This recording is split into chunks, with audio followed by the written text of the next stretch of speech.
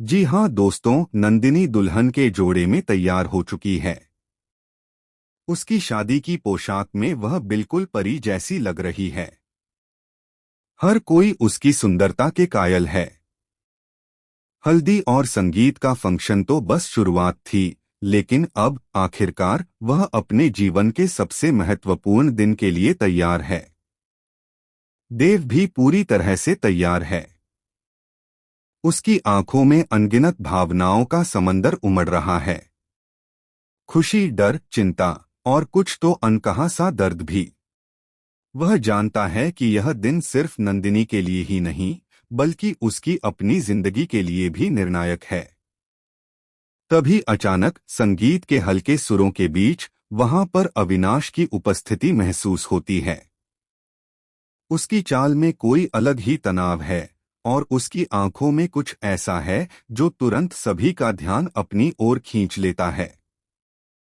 वह सीधे देव के पास आता है और गंभीर स्वर में कहता है, भैया अब बस करो। माँ के इस फैसले को तोड़ दो और वसु के साथ शादी कर लो। यह सही है। यह तुम्हारे और वसुधा के लिए सही है। देव की नजरें बड़ी ही गहरे भाव से अविनाश की ओर जाती हैं। अविनाश उसे समझा रहा है, लेकिन देव की मन में उलझन और भी बढ़ जाती है। लेकिन अविनाश की बात में एक सच्चाई छिपी है। वह आगे कहता है, भैया तुम्हें अपनी और वसुधा भाभी की शादी का सच मां के सामने लाना ही होगा। अब और देर मत करो। सच सामने लाओ ताकि कोई भी गलतफहमी न रहे। अविनाश की बात सुनकर देव के अंदर एक नई हिम्मत जागती है। वह महसूस करता है कि अब जो भी होगा, सच सामने आए बिना उसकी जिंदगी अधूरी है। वह धीरे धीरे अपनी मां चंद्रिका के पास जाता है।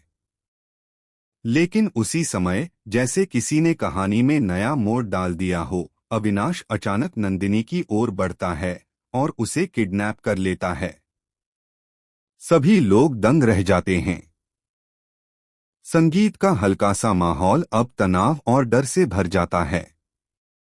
नंदिनी की चीखें, देव की दौड़ती हुई नजरें और अविनाश की गंभीर चाल, यह दृश्य सबके लिए शॉकिंग है। देव अपनी मां चंद्रिका के सामने खड़ा हो जाता है। उसकी आवाज में कांपती हुई गंभीरता है। वह कहता है, मां मैं यह शादी नहीं कर सकता। मैं नंदिनी से शादी नहीं कर सकता क्योंकि मेरी और वसु की शादी पहले ही हो चुकी है। मैंने वसुधा के साथ 2 बार शादी की है। मैं उसका दिल नहीं तोड़ सकता और यह मेरे लिए भी गुनाह होगा अगर मैं किसी और से शादी करूं। देवी हुकुम चंद्रिका की आंख